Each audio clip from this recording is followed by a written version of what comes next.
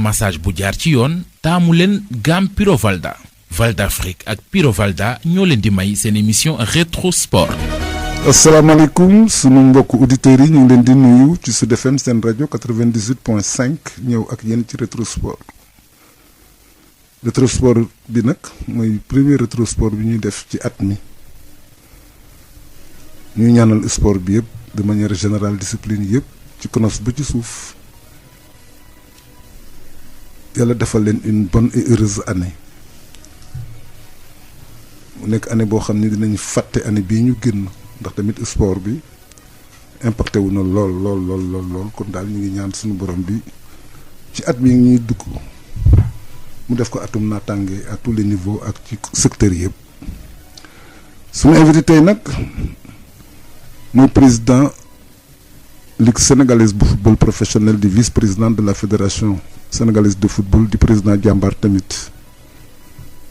un sportif accompli jaar ci côté yëpp ak ci bërëb yëpp beeg si tey fi mu nekk ñu koy ñaanal moom tamit li nga xam ni moom la gàddu ak ci li mu nekk ak fi mu bëgg jëmee football bi yàlla na ko ci yàlla jàppale parce que ñoom dañu bàyyi seen lépp ñëw ci football bi di ci dugal seen alal di ci dugal seen temps di ci dugal seen énergie rek pour football bi jëm kanam ndax dañ ko bëgg. ñu mel noonu nag laaj na ñu jàppale leen te moom ci fan yi wax na loolu nii dafay laaj Macky Sall président de la République mu jàppale leen parce que fi mu nekk yëf yi metti na.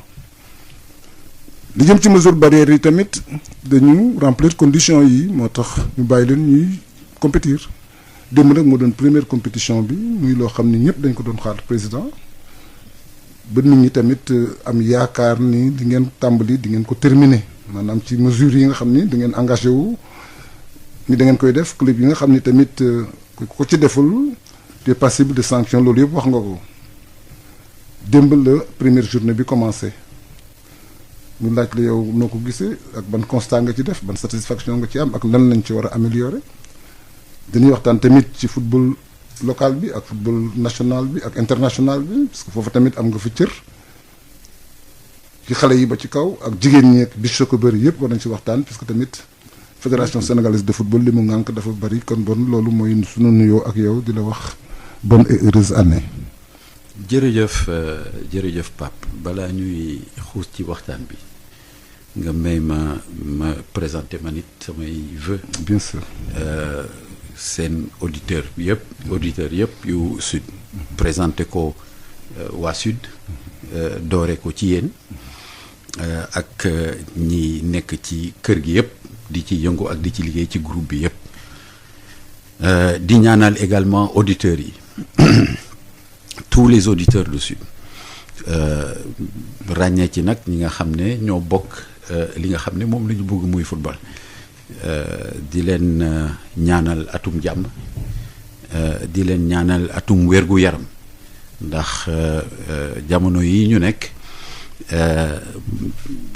mbas mi nekk daanu suñu ko sonal nañu trop di ñaan suñu borom mu jëlee ko fi ci jàmm ak salaam donc di leen présenter ñoom ñëpp ak seeni famille nos vœux de bonne et heureuse année bu loolu weesoo nga may ma itam ma jaale suñu xarit yi nga xam ne ñoo fi jógee xëy na sax ku lim fàtte waaye nag duñu commencé émission bi ci 2021 te bañ a fàttaliku ci 2020 Pape Diouf bañ cee fàttaliku Badara Mamaye Sène bañ cee fàttaliku Francky Gueye bañ cee fàttaliku Pape Bouba Diop ak Babacar Touré bi nga xam ne moo sanc ci ñi sanc ci kër gi ci la xarit waaw donc loolu mënuñu ko bañ a tudd di vraiment jaale toute la famille sportive ak ñi ñu lim ak ñi ñu limul yëpp te ñu wàññeeku ci année 2020 bi di ñaan année 2021 bi suñu boroom woyefal ko di ñaan it li nga xam ne moom la ñu sumb samedi bii passé suñu boroom meññu ñu fekkeek tal mën koo yóbbu fi nga xam ne fa lañ ko bëgg a yóbbu maanaam saison bi ñu yeggali ko ci jàmm ak salaam li nga xam ne moo ñu daloon mars 2020 bañ ñoo dalati ni nga ko waxee Pape noonu la demee waxtaan wi doon na waxtaan woo xam ne sumb nañ ko ci jàmm ak salaam mais ci responsabilité pour teg charte yi nga xam ne moo war a mën a tax ñu commencé waat football ci réew mi ndax bu ñu daggee football 14 mars ba 2 janvier muy presque fukki weer macha allah bari na trop. mënuñu woon continuer ci bañ a football adduna bi yëpp xëy na sax am na ay dëkk yoo xam ne mbas ba fa la gën a tare mais ba ñu toogee saytu mbir yi tëral nañ ay charte yoo xam ne ci la ñu sukkandiku pour mën a continuer mën a reprendre également li nga xam ne mooy compétition yi donc ñun loolu la ñu waxtaan ak autorités yi wan leen également suñu dogu ak suñu responsabilité pour que li nga xam ne moom la ñu bokk jàpp pour que ñu mën a reprendre li nga xam ne mooy suñu football te bañ feebar bi jaar ci loolu law ci biir réew mi bu soobee yàlla bu ci yàlla àndee dinañ ko matal ba mu mot sëkk ñu ci jéggalu nag tolof tolof yi mën a am yëpp parce que ku nekk namm na football ku nekk bëgg na seetaani football te kenn mënul wax football te doo wax public doo wax supporter vraiment waaw vraiment donc te xam nga ne kuy defar football du ne supporter bul ñëw au contraire daf naan supporter yi ñëw leen tous les jours ñu toogoon fii naan football local bi mérité na public bu gën a important public bu gën a rëy pour ñaax sénégalais yi woo leen pour ñu ñëw ci stade yi donc buñ toogee bay football huis clos c'est que jamono moo ko laaj donc li nga xam ne moom lañ ñu jàpp ak waa Kër Docteur tënk ko ak autorité yi nga xam ne mooy autorité waa Kër Docteur ak ministère de l'intérieur ak ministère des sports mooy ñu def huis clos ba noppi observer mesures barrières yi bi ñu jàppee yooyu principe ñun xuus nañu ba ci biir pour tëral li nga xam ne mooy limu délégation bu nekk waaw normalement bu ñu génnee officiels yi maanaam arbitres yi commissaire de match wala délégué de match inspecteur des arbitres ak ramasseurs yi ak force de l'ordre yi normalement juróom-ñeent fukk nit ñoo war a nekk ci stade bi équipe bu nekk fanweer la taskatu xibaar yi 15 fukk ak juróom ñi nga xam ne ñooy organiser compétition bi fukk ak juróom muy 90. muy 90 président loolu bëgg a laaj moom mooy football nga dégg football bi namoon nañ ko bu baax a baax démb ñu joué démb sax bi ñu defee plateau Méga Sport bi les gens ñi dañoo oote parce que dañoo tàmmoon loolu dañ ko namoon ban bilan lañ mu def président ci première journée Ligue 1 ak Ligue 2 bi nga xam ne jot nañ ko joué au niveau du Sénégal yëpp yéen ban gis-gis ngeen ci retour ngeen am par rapport organisation bi respect mesures barrières ban retour ngeen ci am président écoute retour bi ñu ci am retour bu rafet la donc ma ciy profito d'ailleurs pour vraiment féliciter ak remercier ñi nga xam ne ñoo bokk ngànk football bi parce que buñ ñu ko yombalul woon day gën a metti rek waaw mais ak lu mu metti aussi li nga xam ne moom la ñu jàpp ñun ak autorités yi suñu responsabilité mayuñu ñu jógee foofu ba noppi di doxal leneen donc kon dafa doon nar a gën a metti rek mais fokk ñu doxal ko donc ma leen ciy remercier parce que ils ont compris le sens de ces mesures même bu fekkee ne ay contraintes yu mag la donc bilan bi c'est un bilan vraiment très positif tous les retours sont des retours qui sont vraiment très très satisfaisants benn tolof rek lañ ci am muy ban Fatick waaw Fatick moom ci journée samedi bi am na tuuti tolof ban genre tolof la woon waaw parce que sécurité bi assuré wul trop donc 90 yi ñu waxoon dépassé nañ ko lool et am nañ ci ay images ñu ngi xaar les rapports des commissaires pour que ñu waxtaan ci parce que lu ne aussi ay waxtaan la de manière à pouvoir corriger mais vraiment bu fekkee ne sur tous les stades du Sénégal quasiment on a joué en Ligue 1 en Ligue 2 ak National 1 amuñu benn retour boo xam ne lu dul benn par benn mais benn tolof boobu ñu am te ñu mën ko rectifier waxtaan ci ak autorités yi seen autorité Fatick yi ñu mën ko rectifier kooku alhamdulilah dañ ciy sant suñu borom. man li ma la bëgg a laaj le temps ma joxaat Pape Dieng est-ce que décision bi ngeen di jël pour huis clos bi les équipes yi nga xam ñoom ñooy jouer compétition ñoom laajoon nañ seen avis mbala la fédération ak la ligue et la fédération l'ont fait est-ce que y avait équipe bi elles étaient concertées nañu par rapport ngeen décision boobu ngeen jël pour jouer à huis clos. non xam nga nag Malick. foog ñuy waxtaan bu ñuy waxtaan foog ñuy waxante dëgg. c'est-à-dire nit mënuloo ko jox responsabilité ba noppi bëgg waxtu woo ko yónnee. mu dellu si ci yow laaj la. nit boo ko joxee responsabilité. daf koy mat te day xool li nga xam ne mooy dëgg parce que ñiy dem di waxtaan ak autorités yi. ay président club lañu. comme ñi ci des. donc am na loo xam ne boo fa tolloo. boo bëggee football bi reprendre xam nga def nañ fi comité d'urgence ne dañuy arrêter championnat bi dañ koy dàq ba novembre ku nekk coow li ne mel ni tulleeg mal waaw ñu jógee ci novembre daw ba janvier affaire bi mel ni tulleeg mal léegi ñu war a dajeek autorités yi boo xoolee tous les arrêtés qui avaient été pris janvier waruñu woon mën a reprendre donc bu ñu demee di négocier pour reprendre conditions yi nga xam ne moom la ñu jox pour ñu war a reprendre on a suffisamment de responsabilité à la fois dans nos clubs à la fois comme acteurs du sport mais comme dirigeants pour pouvoir les accepter ba noppi wax ak ñi nga xam ne ñoo ñu wóolu teg ñu ci bopp mouvement sportif bi pour wax leen ne conditions yi lii la. mais lan ngeen teg ci balance ba convaincre état sénégalais pour reprendre compétition yi. non la première balance. mooy football. munoo toog at te footballoo. da ngay rey sa football loolu da ngay rey sa activité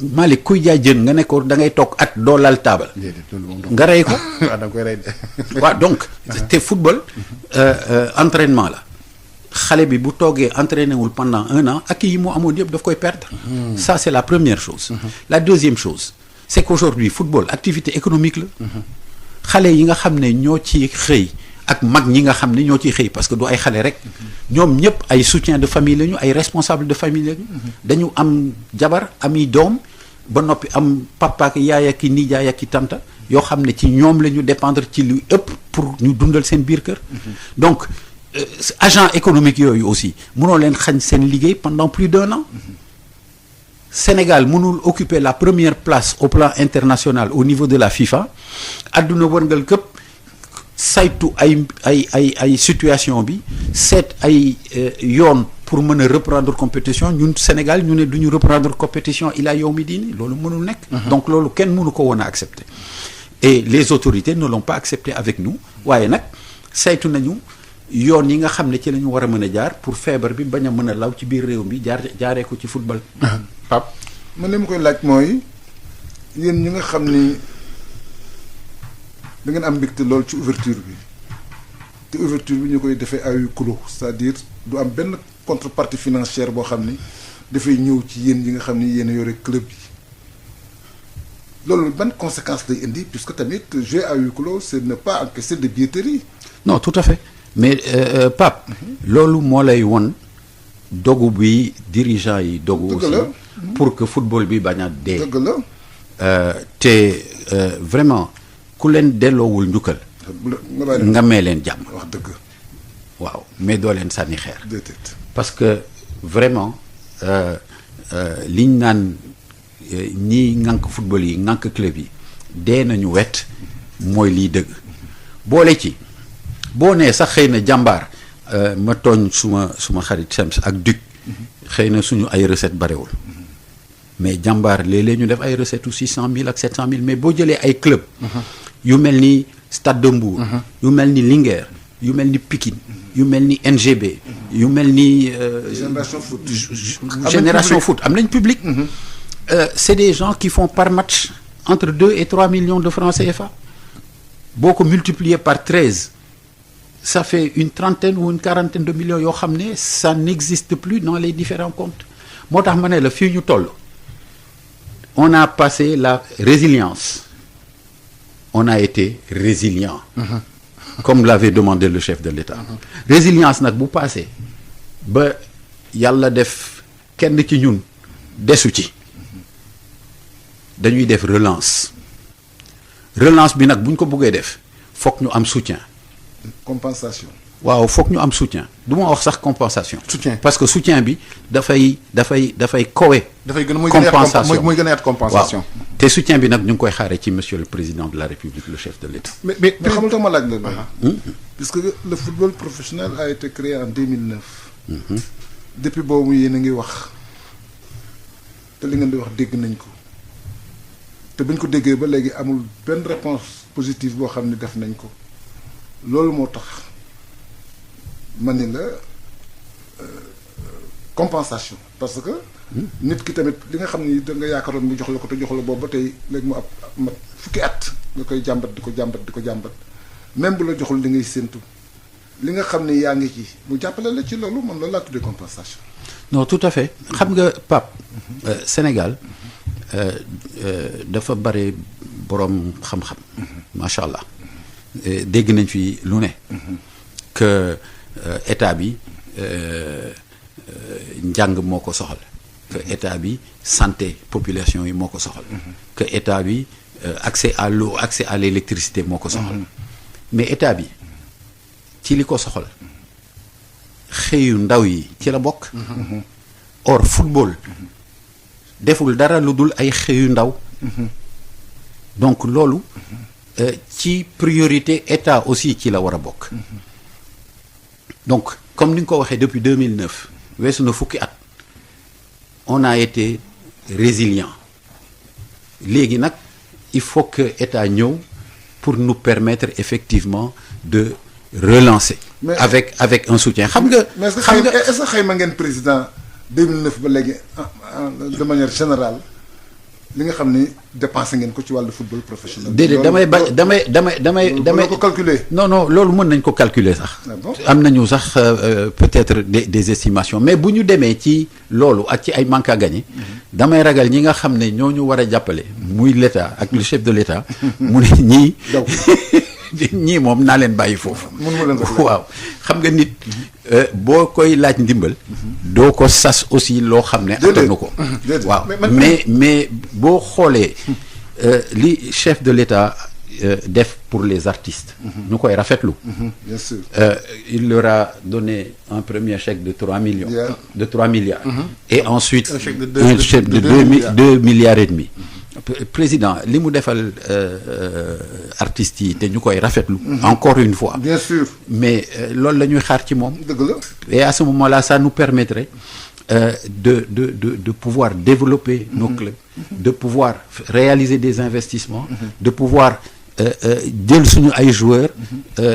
rémunérer leen de manière substantielle ñu mën a toog fii. pour que le football local puisse suqaliku et puisse progresser. président li ñu des foofu ba tey yaa ngi wax ne bëgg du sax compensation mais soutien gis nañu ajouté ko léegi ci mbas bi mu amee le sport plus particulièrement le football porte à participer ngeen ñu baal ñu expression bi à l'effort de guerre. su fekkee l'expression est très forte ñu baal ma def ngeen seen alal ak seen doole. est-ce que en retour bi ñuy distribuer fonds Covid yi le sport am na ci paaram ci fonds Covid yi parce que gis nañ promoteurs yi am nañ ñi nga xam ñooy tag musiciens yi artistes yi am nañ est-ce que le football jot na wàllam ci fonds force Covid yi. Ouais, le football a reçu au niveau de la Fédération sénégalaise de football une subvention de 500 millions de francs CFA du ministère des Sports waaw loolu am na mais ñu koy rafetlu aussi.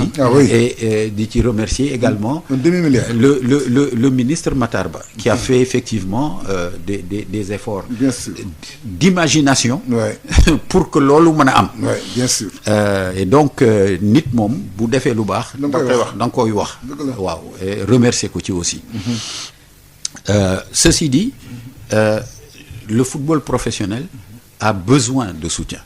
Et le président soutient aussi le football professionnel parce que léeg-léeg mu recevoir club defal leen subvention jëndal leen bus et cetera mais léegi on a besoin effectivement fi mu nekk nii après la résilience bu ñu bëggee relancer vraiment un secteur d'activité qui peut être un pan industriel et qui est porteur de croissance important et une source de recettes de devises et de recettes d'exportation de joueurs mais foog vraiment président recevoir ñu waxtaan ak moom mu jàppale ñu ni mu jàppale yeneen secteur lu jot de jot na. mais président ba tey ci wàllu la ñuy des di fal suñu gan tey mooy président Saër Seck Pape Dieng wax na ko léegi alors football bi sur le plan international lan moo newoon seen apport par rapport ak force Covid bi nga xam ne am na parce que gis nañu wax FIFA ak ay CAF lan lañu nekkoon seen apport par rapport ak li ñu indi contribution ci jàppale Sénégal par rapport ak situation Covid bi am ci Sénégal ak seen contribution FIFA ak CAF. waaw ci gàttal. la CAF si mes souvenirs sont exacts $300,000. le yónnee. muy ñaata environ. à peu près 150 millions de francs CFA. la FIFA, c'est 1 million de 155 de dollars. environ. 1 million de dollars. 600 millions. Un peu moins de 600 millions. waaw ñoom loolu la ñu yónnee comme effectivement contribution. Alors ministère def une contribution de 500 millions de francs CFA. C'est plus d'1 milliard même. Fédération jël ci ay ressources am aussi yokk ci muy plus d'1 milliard de francs CFA ci la fédération sénégalaise def des subventions à tous les clubs de la Ligue 1 jusqu'à la Ligue régionale et à tous les acteurs du football, les groupements associés, y compris l'ANPS et tous les autres. La fédération a dépensé plus d'1 milliard de francs CFA pour permettre aux clubs de les aider dans leur effort de résilience. loolu laa doon wax ne sànq léegi ce stade de la résilience on l'a dépassé. L'État ànd nag ñun ci ñu relancer effectivement les activités, mais ba ñu bëggee àgg fa ñu jëm mënuñoo des ci résilience foog ñu dugg ci relance. te bu ñu bëggee dugg nag ci relance. état doo ci dugal waaw foog le président de la République nag moom bi yoon de 2009 à maintenant on a wax nañu je n'aime pas trop le mot interpeller parce que autorité la plus autorité on ne l'interpelle pas, on la sollicite. waaw nous on a sollicité à plusieurs reprises mais bi yoon vraiment suñu sollicitation bi je le répète. yàlla na ko dégg. waaw yàlla na ko dégg.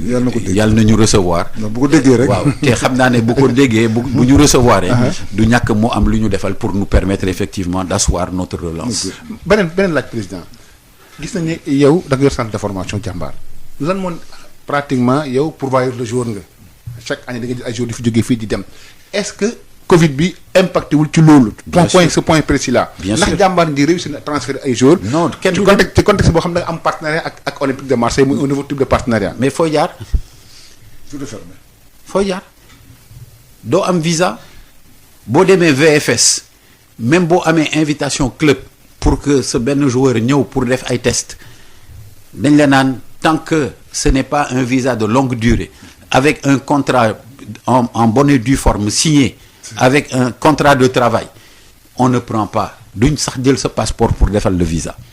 Donc tous les jeunes potentiels internationaux etc. qui avaient des contacts pour le moment ñu ngi fi kenn demul et donc c'est ça qui pose un maximum de problèmes effectivement au club. ci nan lay proposer problème ci nan. mais jàmbaar par exemple parce que le transfert des joueurs. fait partie de notre modèle économique. xam nga mbir bi. question bi nga may poser xam nga ne yaa ngi ak réponse bi te auditeurs yëpp xam nañ réponse bi xam nga club. mais yow nga wax ko mooy. club waaw ci nga yëngatu yow tu une fois autorisé. waaw tous nos clubs dans leur modèle économique. ñun amuñu droit télévision suñu sponsoring équipe locale yi demeewul noonu équipe nationale sax fédération moo ñu tane ci loolu mais club yi demeewul noonu ak Covid bi nga xam ne dafa dal ci kaw entreprise yi wàññi seen doole bu baax sponsoring bi day gën a soox donc suñu modèle mooy aujourd'hui avoir des joueurs qui soient des joueurs talentueux Saint-Étienne gis leen bëgg leen Marseille gis leen bëgg leen wala Barcelone gis leen bëgg leen wala Metz gis leen bëgg leen jël leen mu am koom-koom boo xam ne dina ñëw ci club yi parce que loolu mooy permettre club yi ñu mën a dund pour mën a fay seeni salaire parce que ñaari source de revenu le club yi am boobu ak poosu président bi surtout centre de formation yi. oui tout à fait loolu la ñu am ak poosu président bi te loolu nag bu ñu ko tëjee. mais président yow sa poche pour l'instant elle est épargnée parce que jàmbaar tubaab fakal la macha allah. ah waaw loolu day da nga ko gént. da nga ko gént xamoo nu mu demee moom. waaw te nag ci dëgg-dëgg. mais ma bañ a àgg ci ay compte jàmbaar ci rajo bi. d'accord dama la koy nangu dama la koy nangu. jërëjëf li fa si fàttali suñu gan tey mooy président Saër Seck. alors président naka ngeen football bi vivre Covid bi. parce que gis nañu tamit ci Covid bi y a des matchs d'internationaux qui ont été organisés avant ñu ñëw ci loolu sax maanaam gestion Covid bi à l'interne au début am na équipe yoo xam ne ñoo xam dañuy bàyyi jour yi dem am na ñu ne woon dañu bàyyi jour dem yéen jàmm vous avez opté pour def benn bulle. téye xale yi foofu yëpp. pourquoi option boobu ngeen jël ko bàyyi leen xale yi dem seen waajur ngeen téye leen foofu noonu ak à Saly. pourtant loolu waajur fi invité woon keroog tontu na la de. waaw mais xam nga da nga nit da ngay am un sens de la responsabilité. mënuma Malick ñëw ne la fekk la sa kër nga toog ma ñëw fëgg dugg si nuyu la ne la ah man kat damaa gis sa doom am na lu ma gis ci moom dama bëgg nga dénk ma ko ndax ma yar ko jàngal ko ba noppi former ko ci football. Covid bi football rek la laal. mais njàng mi nag. waaw lan lay def. ma tëj jàmbaar au mois de mars delloo xale yi seen kër. ñu war a jàngi. ñu war a jàngi def examen naka la ñuy def mënul ne. mais les écoles étaient fermées. non waaw mais les écoles ont été fermées mais ont été réouvertes. donc ñun li nga xam ne moo doon suñu responsabilité comme yàlla def na ñu ngi ci kër parce que ci jàmbaar lu mu rëy kër la. waaw xale ya fa nekk lu ñu bare macha allah c'est une famille. man maay père de famille bi donc je suis le père de la famille la plus nombreuse du Sénégal mais ba tey famille la rek donc ñun li ñu préféré woon à ce moment là au lieu ñu bàyyi xale yi ñuy wasaaroo kii dem avec les risques kii dem Kolda kii dem Ziguinchor kii dem Saint-Louis bu ñu nee kaay leen ñu dajale leen ñu jógee fu nekk avec des risques de contracter la maladie là où ils étaient on a préféré les garder tëj jàmbaar mag ñi nga xam ne ñoo leen di tàngat di leen jàngal di leen toggal di leen toppatoo ci mbirum wér-gu-yaram ku ci nekk ñu laaj la ku ci mën toog ak xale yi pour que ñu tëj jàmbaar nekk dans une bulle ñi ci ëpp nekk volontaire ñu daal di organiser wu noonu tëj xale yi ñu continuer di jàng continuer di entraîner parce que ñun ci formation lañ nekk te xale bi buy am ay 13 ans 14 ans nekk ci apprentissage fondamentaux nga dagg ko pendant plus de 6-7 mois kooku bu dellu see da ngay recommencer tout de zéro donc xale yi ñun on les a gardés du mois de mars ba tabaski fekk na ñu def examen yi ba pare yàlla may ñu ci aussi ndam on avait 7 candidats au bac on a eu 6 réussites on avait 20 candidats je crois au brevet on a eu 17 ou 18 qui ont réussi à leur brevet muy ndam lu rëy ci ñun. bien sûr. bi tabaski di waaj a jot nag ñu waajal leen ñoom ñëpp ñu dem seen kër tabaski ci jàmm ak salaam passer seen vacances mois d'octobre ñu dellu si. non y a rien à dire ça se comprend parce que tamit loolu mooy nekk ak nit ci ay moments favorables ay moments difficiles ñëw nga jël ko ay parents je crois que ça a été bien apprécié mais léegi dañuy ñëw ci club yi nga xam ni presque président yi rek ñoo nekk ci football professionnel bi. sànq da nga ni à part moyens yi nga xam ni mu ngeen ci récupérer xaalis poche président bi lépp ci lay jóge est-ce que xalaat nga ni tamit façon boobu war ñu ko dindi.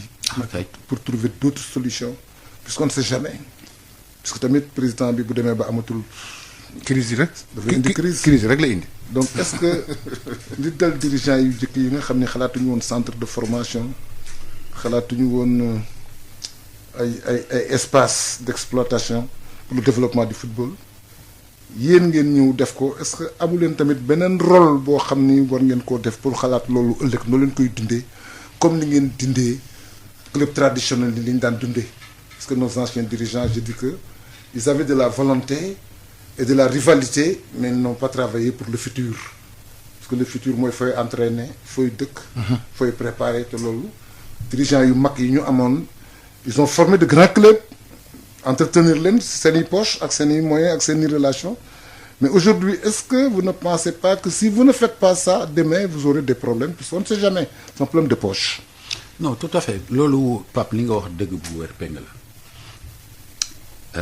waaye dafa fekk xale du judd rek commencé daw. juddu tey màgg tey sotti tey. mais président mi su fekkee équipe sax am nañ 50 ans ñi am 60 ans ñi am waaw mais football professionnel commencé wu il y a 50 ans ou il y a 60 ans ça a commencé il y a 10 ans. il y a 10 ans waaw donc mbir mi boo koy commencé da nga ci commencé di ci waxtaan aussi ndànk-ndànk xam nga fii mu nekk toll nañu ci mettre en place la direction nationale du contrôle de la gestion des clubs.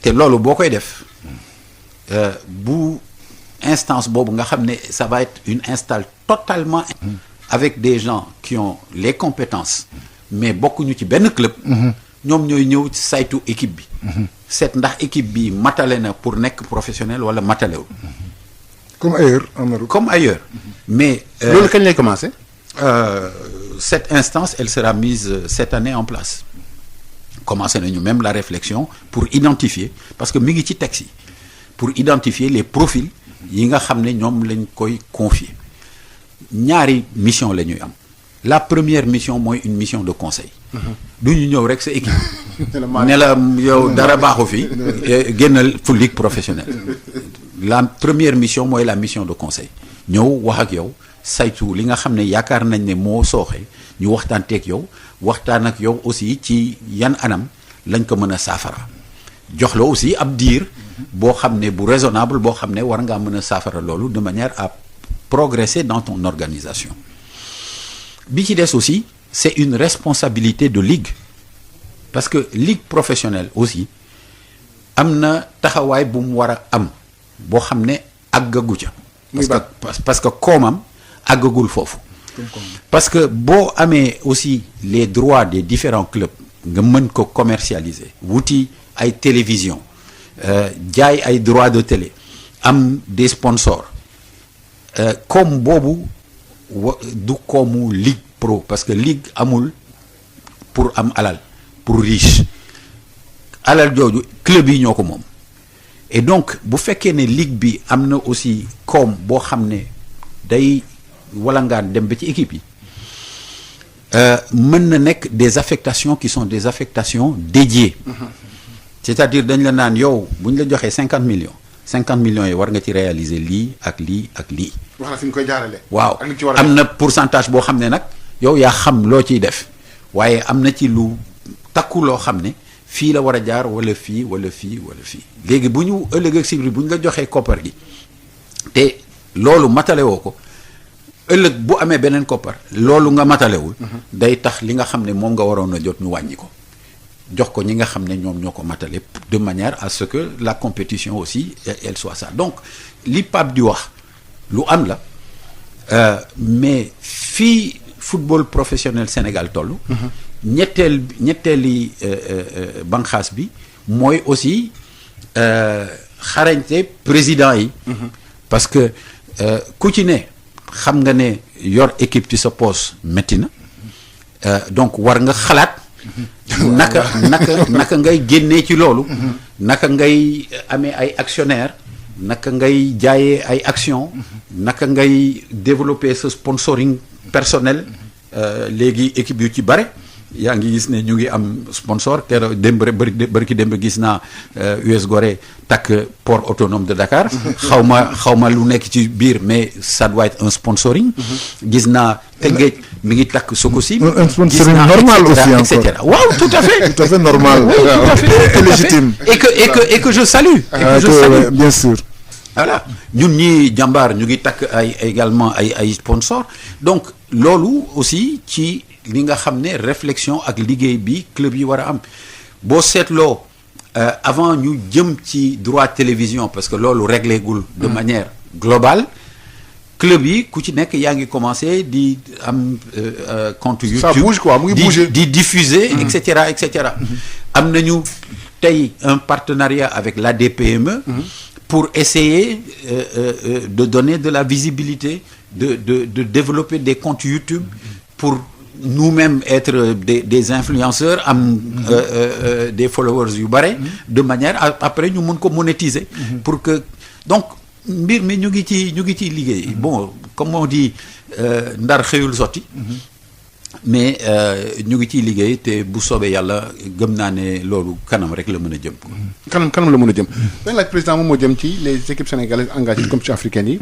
muy Teungueth FC ak Jaraaf de Dakar dañu war a jouer seen gannaaw suba ak suba war a jouer Jaraaf moom pratiquement chance am daf ko hypothéqué ndax dafa ñàkk keroog à Thiès 1-0 Teungueth FC def 0 but partout digganteem ak Raja de Casablanca yow yàgg nañ toog fii interpellé par rapport ak prestation équipe Sénégal yi ci compétition interclub yi wax nga léegi wax joo xam ne jar na téye da nga ne dañoo bëgg ñu football dox ba ñu téye jours yi di leen fay loo xam ne au moins du ñuy dem comme ça boo mënee am 2 à 3 jours li may wax souvent yenn dirigeants yi am na jours yoo xam boo leen téewoon tey ñu def 2 ans 3 ans tey du ngeen perte yenn donc lan mooy chance su équipe yooyu ci compétition interclub yi te nga ca quelque soit alpha moom bu ñaanuñ ko yàlla si la éliminé sax dina mën demaat reverser coupe CAF mais dañu ñaan yàlla moo qualifié diggante Raja Casablanca ñu ngi tey ci réseaux sociaux yi que ne l'accueil a été difficile mais heureusement président Babacar avait pris toutes ses dispositions ut yóbbu ay traiteurs mag yóbbu ay sécurité donc am na loo xam ne mu ngi commencé am mu ngi xam nga loolu xalaatuñ ko woon bu njëkk dañu naan wéy naa dañoo saa teg léegi donc au moins c'est des efforts à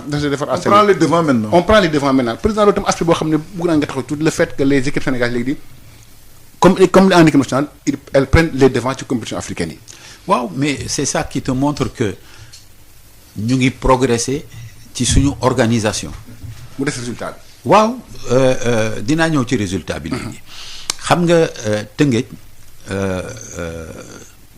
ak Jaraaf li ñu def dara gënu ko metti parce que on est dans une période Covid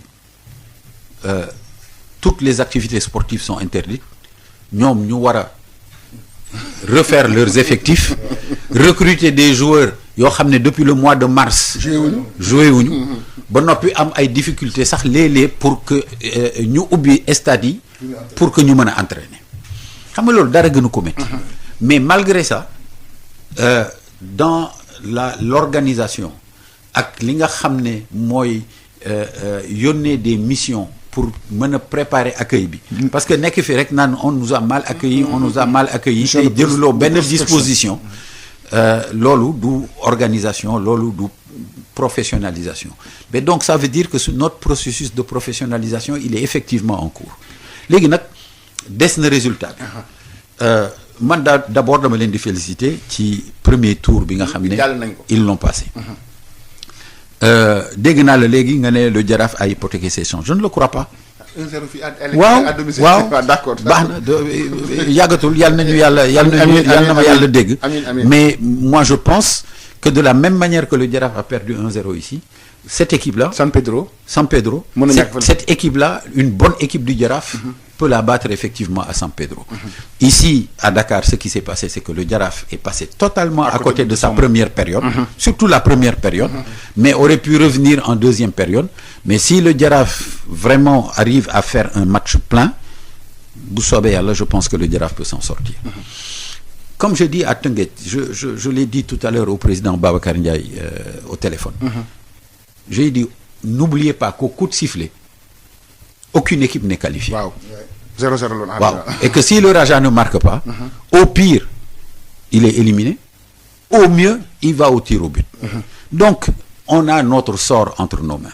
on sait aussi ce qui l'environnement de ces compétitions internationales surtout avec les Marocains bon que ce soit Génération Foot que ce soit Mbour Petite Côte que ce soit le Jaraaf waxtu wuñ fa footballé sifflé nañ ñu penalty expulsé suñu benn joueur au match retour et souvent quand ils avaient au moins 2 buts de retard donc j'ai Teungueth loolu dañ koy sóoraale intégré nañ ko waaw dañ koy sóoraale parce que loolu ci expérience la bokk et donc en intégrant ça on espère qu'on Teungueth aura toutes les ressources pour effectivement défendre de la même manière que le Raja a défendu ici de manière très intelligente lu ne xaj na ci match boobu bu soobee yàlla gis nañ tamit ne ren da ngeen def décision au niveau du comité exécutif COMEX wax ne les entraîneurs doivent choisir entre le club ak l'équipe nationale président pourtant loolu day bu yàgg ngeen ko waroon def pourquoi ngeen ak ngeen réactiver loolu noonu jël décision bi ren jii. waaw mais xam nga la responsabilité. C'est d'accepter que quand tu prends une décision da nga koy évaluer de manière objective ba noppi am mat bu toll ni boo ko évaluer te jëloon décision bi nga xam ne waroon naak li nga xam ne moom nga war a jël comme décision nga am mat goo xam ne di nga bàyyi la nga jàppoon bañ ko garder par orgueil pour prendre la décision qui te semble la plus opportune. Li ñu seetlu mooy quand aujourd'hui avec les résultats dans nos petites catégories les entraîneurs qui sont les entraîneurs de ces petites catégories qui sont aussi des entraîneurs de haut niveau dans des clubs yoo xam ne ce sont des clubs qui sont des clubs phares qui jouent la Coupe d'Afrique ñaari liggéey yooyu mënuñu ko méngale et c'est la raison pour laquelle de manière objective on s'est dit à ce moment-là il faut effectivement que les gens choisissent d'être en équipe nationale ou d'être effectivement dans leur équipe de club. La deuxième question c'est à propos des licences. Il y a certains entraîneurs sénégalais yoo xam ne mënuñu toog ci banc bi ndax diplôme bi nga xam ni CAF daf ko laaj amuñu ko bien que am nañu ay diplômes yoo xam ne c'est des diplômes européens loolu tamit est-ce que fédération bi ak ligue bi bàyyi nañ ci xel pour liggéey pour mettre à jour nos entraîneurs pour ñu mën a toog ci seen banc wu équipe à partir de maintenant. Alors cas bi ngay wax ça renvoie de manière pratique au cas de Youssou Dabo. Et su ma juumee Lamine Ndiaye ak kon Lamine Ndiaye bon Sénégalais mais il est waaw alors je ne sais pas quels sont les diplômes français qu'ils ont ca dëgg-dëgg mënuma wax loo xam ne wóoruma vérifier wuma ko mais normalement quand on a un diplôme de la Fédération française de football boo ko andee fii en équivalence de compétences normalement tu dois effectivement recevoir au terme peut-être d'un petit recyclage ou d'une participation à une session de formation l'équivalent de la licence B ou de la licence A qui te permet effectivement de t'asseoir sur le banc de touche. Mais de toute façon de cette expérience-là Mayacine va forcément tirer les conclusions et présenter un certain nombre de propositions au comité exécutif fédéral de manière à ce qu'on puisse le valider. Mais ku am licence C waroo mën a toog ci banc pour dem Coupe d'Afrique foog nga am licence B mais boo amee un diplôme français équivalent de la licence B ici on doit te donner la licence B pour que tu puisses t'asseoir effectivement mais xam nga la décision vient de la CAF. waaw mais la CAF elle ne décide que sur la base des informations que nous lui donnons parce que CAF dafay bind pour laajte et dans la licence des clubs il y a tout un ensemble de rubriques des rubriques qui sont des rubriques organisationnelles des rubriques qui sont des rubriques yoo xam ne infrastructure la ak des rubriques yoo xam ne ce sont des rubriques du niveau de compétence de l'encadrement donc ñun ñoo la koy jox information yi léegi sur la base de ces informations là ci la naan kii mënul toog ci banc bi wala kii mënul toog ci banc bi parce que son niveau de qualification n'est pas suffisant et donc si le niveau de qualification n'est pas suffisant c'est que licence bi nga xam ne moom lañ ko waroon a jox te mu méngoog le niveau de la Coupe d'Afrique fii ci Sénégal joxuñu ko buñ ko joxul nag c'est parce que ou bien amul le diplôme équivalent ou bien bu amee diplôme équivalent bi équivalence boobu defuñu ko donc ça il faut que ñu saytu ko qu'on en tire l'ensemble des différentes conclusions et que de deux choses l'une où on donne les équivalences si elles doivent être équivalentes sinon qu'on puisse organiser des sessions de formation qui permettent à nos clubs et à nos entraîneurs de pouvoir avoir les compétences les qualifications et les diplômes yoo xam ne ñoo koy mandargaal de manière à ce que ñu mën boo nekkee entraîneur ba nekk champion nga mën a yóbbu sa équipe effectivement mais Coupe d'Afrique. selon vous en tant que président de la Ligue du football professionnel waa CAF lan moo tax ñu def loolu ci lan nga xam ne lu tax non waa CAF dafa am ay charte même fii dans le football professionnel au Sénégal entraîneur bu am licence C mënul entraîner un club de première division de Ligue 1 donc ni ñu amee ñun ay charte noonu la CAF amee ay charte mais CAF certes moom président. waaw c'est pour peut-être améliorer le niveau des techniciens africains ou bien leur employabilité dans les clubs africains. waaw puisque dañuy remarquer ni en général équipe nationale yu ci bari dañuy dem di jëli étranger au moment où am na ay nationaux yoo xam ni am nañu compétence yi mais pas vu comme les étrangers avant Aliou di ñëw on a eu des entraîneurs étrangers plusieurs te indil lu ñu benn résultat mosuñu nekk première mosuñu nekk deuxième tey jii bi ñu jëlee ko fi dëkk jël nañ poste boobu je pense que ñoom dañ ko def pour permettre aux techniciens africains de diriger les équipes africaines ou de travailler dans le développement du football africain. waaw mais ñaari mbir la premier mbir bi loolu bu ko CAF defee def na waru garam mais ñaareel bi mooy foog mu teg aussi ay charte yoo xam ne du n'importe quel africain rek parce que africain déedéet nga ñëw yor équipe déedéet donc problème bi moo tax ñuy laaj licence yi. waaw moo tax ñuy laaj pour avoir les meilleurs. c'est ça les c'est meilleures pour avoir formations. les meilleurs Voilà. qui soient formés Voilà. sur les bancs des différentes équipes donc ils l'ont fait à profit des techniciens africains. bien sûr ok ñu ànd ak Pape Laye jëlal. ngir massage bu jaar ci yoon taamu leen gamme Pyrovalda Valda Afrique ak Pyrovalda ñoo leen di may seen émission rétro sport. suñu gan tey moom mooy président Sayer Seck jiite ligue de football professionnel tamit jàmbaar de Saly président ñu wax ci candidature Augustin Senghor à la confédération africaine de football le 12 janvier prochain. Mars. ci la ñuy mars incha allah waaw mars mooy élection bi. waaw mais. oui war nañ- éligibilité et validation candidature bi. alors le mouvement sportif la moo war a nekk taxawaay pour booster cette candidature du président Maître Augustin Senghor.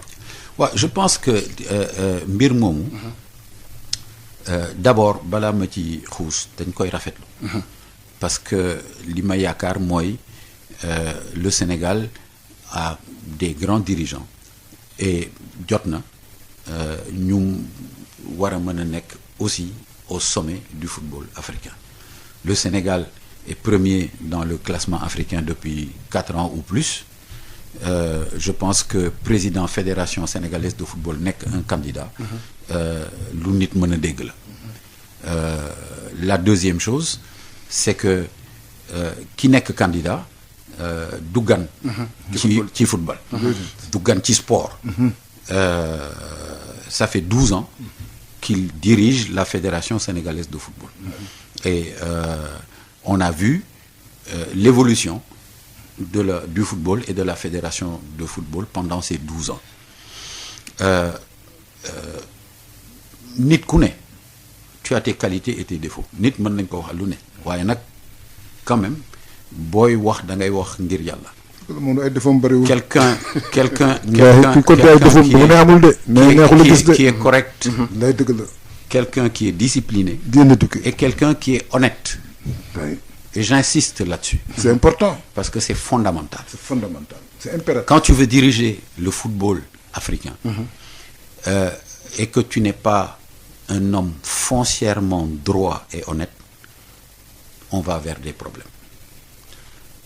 Là, l'autre chose que je veux faire remarquer, c'est que Augustin Senghor a beau être discipliné, il a beau être correct, c'est un homme qui est droit dans ses bottes. am ful la. Waaw. Et qui dafay assurer ay principes. Lay daf dëgg. koy assumer. Je te dis. Et ses positions, tu peux tout lui reprocher, sauf qu'il flanche sur ses positions. Et l'Afrique, aujourd'hui, toll na foo xam ne dans la gestion et dans li nga xam ne noonu la taxawaayam toll ci football mondial, l'Afrique a besoin d'un guide qui soit un guide ferme. Bu nit ñi di wax ak moom xam ne kii kat boo waxee ak moom loo xam ne seen méngoowul ak intérêt football africain du la ci topp. Et ça, ce sont des qualités qu'Augustin Senghor réunit. Et c'est la raison pour laquelle yaa ngi fàttaliku ces déclarations. Nous qui sommes à ses côtés et collaborons avec lui, l'avons fortement incité pour qu'il puisse présenter sa candidature. il l'a dit en wax na conférence de presse. Bu loolu weesoo mooy fii tant que loolu weesuwul ci jàmm ak salaam la ñu war a mën a nekk avec un seul mot d'ordre et une seule concentration et une seule action, c'est comment faire pour faire élire Augustin Senghor le 12 mars à Casablanca. nag loolu au-delà des problèmes nag ngeen ci fas yéene taxaw parce que ko wax yow yàgg nga ci instance yi. yàgg xam nga comment ça se passe au-delà même des déclarations dafa laaj ay jumtuwaay. ay moyens parce que da ngay tukki fii dem récemment il a été au Bénin da ngay tukki da ngay rencontrer ay nit téléphone nag aussi li ngeen def est-ce que xalaat ngeen jàppale ko sur le plan financier waxuma sax daf ko demandé mais jàpp parce que ku wax candidature CAF. wax moyen. Pape dina ko rappelé souvent lan moo ci war a nekk taxawaayu fédération Pape ak yéen ci nga xam ne yéen vous êtes ses collaborateurs. non tout à fait xam nga loolu. D'abord la première chose bi ñuy rafetlu mooy dès la déclaration de candidature le président de la République le chef de l'État lui-même l'a reçu. Parce que à partir du moment où Augustin déclarait candidature am mbir mi daf koy sut. daf koy ëpp. parce que dootul candidature Augustin. c'est pas individuel, c'est collectif. dootul candidature boo xam ne ca biir këram foofu Gorée. ak Juliette ak ñoom Paul. ca la ko fa la koy régler. cumukaay bi dootul foofu cumukaayam Sénégal la. Ça devient une candidature du Sénégal et c'est la raison pour laquelle le président de la République a été le premier à le recevoir et à l'assurer de son soutien. Ouais. Et le soutien de l'État, c'est quelque chose qui est multiforme, mais qui est absolument fondamental. C'est-à-dire que c'est un soutien en termes matériels, mais c'est un soutien surtout en termes diplomatiques. Parce que, qu'on ne se trompe pas, c'est vrai que ñi nga xam ne ñoo nekk autour de lui et l'équipe qu'il va constituer en qui lui-même a confiance am na liggéey boo xam ne war nañu ko def sénégalais yépp dañu war a ànd ci di ko kañ di ko ñaanal mais l'élection ne se joue pas au Sénégal. L'élection se joue hors du Sénégal. Et c'est 54 voix. Or on connaît de manière précise les 54 personnes qui vont voter. Donc ku nekk ci ñun. il faut ñu waaw koo xam. koo xam ne xam nga ne war naa voter. war nga góorgóorlu en dehors de ce que Augustin Senghor va faire et de ce que l'État du Sénégal va faire pour que kooku votel Augustin Senghor. loolu leer na président beneen laajte président boo xam ne ñu ngi koy ruumandaat Augustin di dem du nekkati candidat à la fédération sénégalaise de football. Est-ce que Augustin moo la wax loolu. S'il est élu à la CAF. S'il est élu à la CAF. S'il est élu à la CAF. gis nga Malick xam naa fi nga jëm. waaw mais président loolu il faut ñu laaj la ko. parce que mënuñu invité fii duñu laaj ndax. président Saër Seck est candidat à la fédération de football. Au cas où Augustin serait élu. non man ñaari président de la CAF. est-ce que Saër Seck est président à la fédération de football. gis nga. dinaa la répondre. waaw réponse bu claire. moom la ñuy xaar. xam nga man ma réponse elle est laquelle. C'est-à-dire que aujourd'hui mënuloo am mbër. bu samp ndëndëm jëm Afrique. combat capital. ñi nga xam ne ñoo ko wër. au lieu ñu. jàppale ko jàpp cumukaay bi. pour que mbër moomu gagné. ñuy wax candidature ñun ñu nekk ci ay candidature di organiser ay combat mbappat ci ay tànkam. gis nga Malick fokk ñu ànd ak tey ak dal. avec un peu de hauteur, un peu de responsabilité et de dignité. gis nga bu Augustin nekkul woon sax candidat. mbirum élection. dañ koy waxtaanee. c'est moins l'histoire d'un homme pour gérer le football que l'histoire d'une équipe. man loolu laa gëm. mais équipe bi c'est porté par un homme. waaw non tout à fait. mais l'équipe est portée par un homme. mais gis nga lu Augustin tiitaroo. ci football sénégalais ñun mën nañ ko tiitaroo. parce que on est à côté de lui. vous êtes ensemble. on est ensemble. on lui dit des choses dans le secret de nos différentes délibérations c'est lui qui les porte parce que c'est lui effectivement le président. depuis 12 ans. mais loolu ça doit se faire dans la dignité et dans la loyauté. Vraiment. man day soo wàllu bopp. rus naa Augustin nekk candidat à la CAF. mu jëm le 12 mars. man may wax ay le 10 janvier le 15 janvier le 11 mars. août prochain. mais entre mars. ak août et août.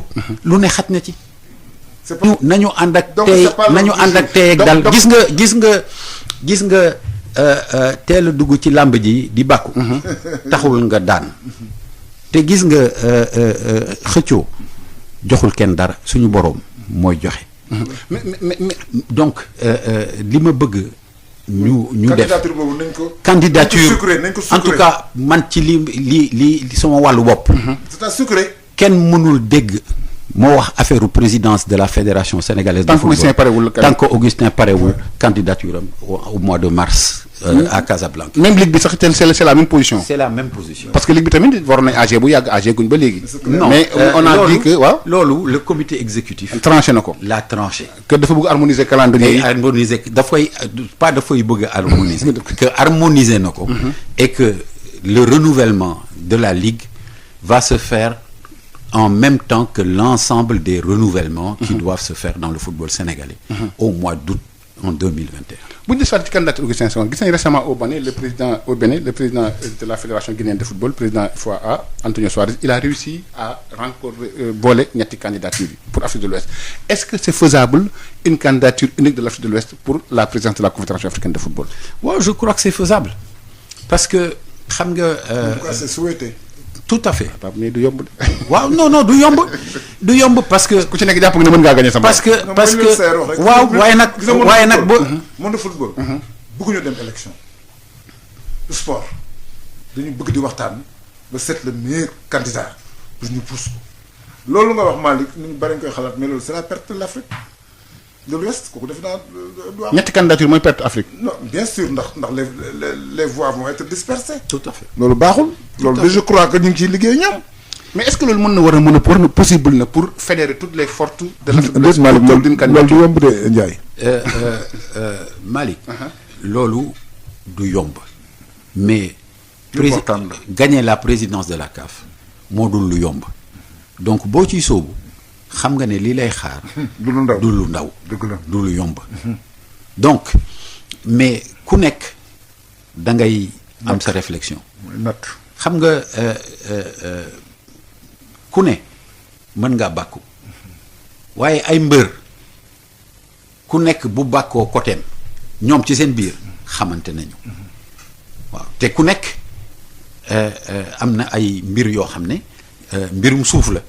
bëri na.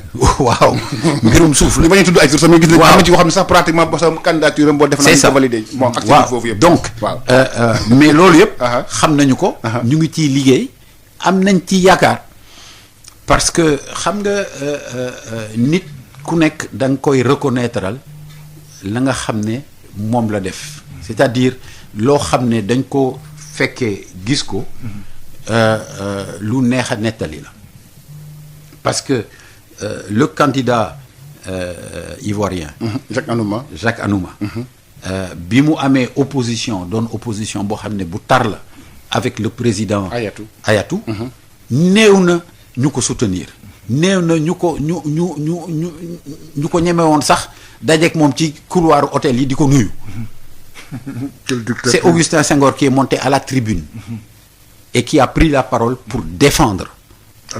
Jacques Anouma donc loolu ay mbir la yoo xam ne mën nañ ci sukkandiku pour régler un certain nombre de problèmes boole ci nag on a une diplomatie waaw te nag Sénégal du lu ndaw ci li nga xam ne mooy Afrique de l'Ouest et donc loolu yëpp daf ciy dugg am nañ ci yaakaar parce que mën nañu sax bañ a trouver un accord qui soit un accord global au premier tour mais mën nañ trouver des accords au deuxième tour. des accords de désistement. lu nekk mën am.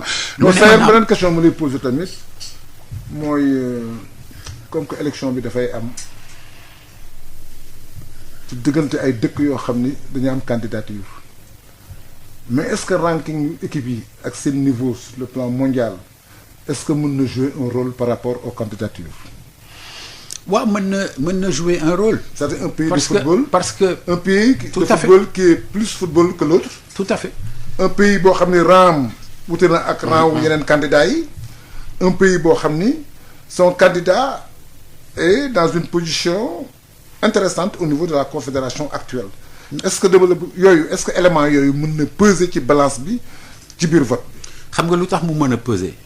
parce que Pape yow observateur extérieur à la CAF ni nga mënee jëlee éléments yooyu en considération ñiy voté doon président fédération noonu lañ ko mën a jëlee de manière à ce que leur choix puisse basculer en faveur d'un candidat à la place d'un autre.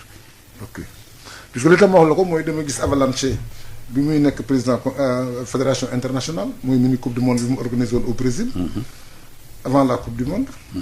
ci biir campagne am te loolu yëpp en fin de compte daf ko servir le Brésil était d'abord champion du monde champion de confédération une grande nation de football ma def ni loolu ci li ko poussé pour ñu fal ko au niveau de la FIFA daf ci bokk loolu moo tax mu poser les questions bi. non tout à fait daf ciy bokk forcément parce que ñiy voté wuñu pour président de l'Afrique dañuy voté pour le président du football africain booy voté nag pour le football du président africain doo voté pour quelqu'un qui est candidat alors que son pays est 54e de l'Afrique donc comme ni nga ko analyser noonu le président fédération yi di analyser mais suñu warugar ñun itam mooy dem ci président yooyu pour wax ak ñoom et expliquer leen faire une campagne électorale tout à fait mais président gis nañu au-delà élection yi du vote rek mën na changer lépp ba ci jour élection vote bi mën na changer je parle sous votre contrôle parce que yàgg nga ci affaire yi xam nga comment ça se passe dans le football maintenant actuellement il y a ci élection il y a les influenceurs il y a les lobbies ceux qui gèrent les mandats est-ce que c'est yéen ñoom ñëpp parce que affaire bi vote bi moom mooy c'est le dernier acte mais avant vote tam am lu ko jiitu ndax yéen a ngi ci bàyyi xel ci surtout li nga xam ñoo les influenceurs waxuma sax ñi nga xam ne ñooñu voté ji mais qui les faire faire les influenceurs merci non tout à fait waaw mais comme li nga wax rek mooy mbir mi duñ ci gan am na tuuti liñ ci xam waaw am na tuuti liñ ci xam te nag xam nga bu ñu sampee suñu ndënd nag doole wax na nga di bëre danañu xam fi ñuy jaar mais doon ko wax waaw dinañ xam fi ñuy jaar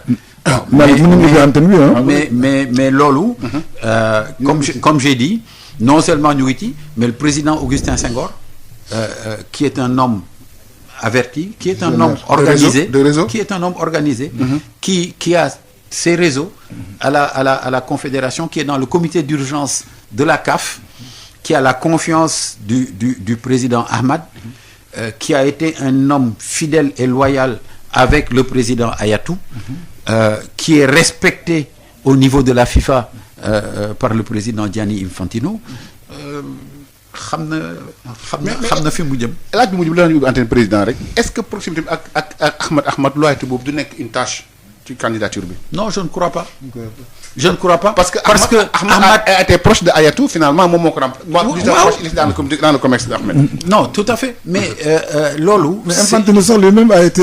loolu c'est la vie. c'est l'évolution de l'ensemble des moyens. Aujourd'hui le président Macky Sall qui est président de la République du Sénégal il a été le premier ministre du président Abdoulaye Wade. Donc ça c'est l'ordre normal des choses. Mais le président Ahmad. waaw.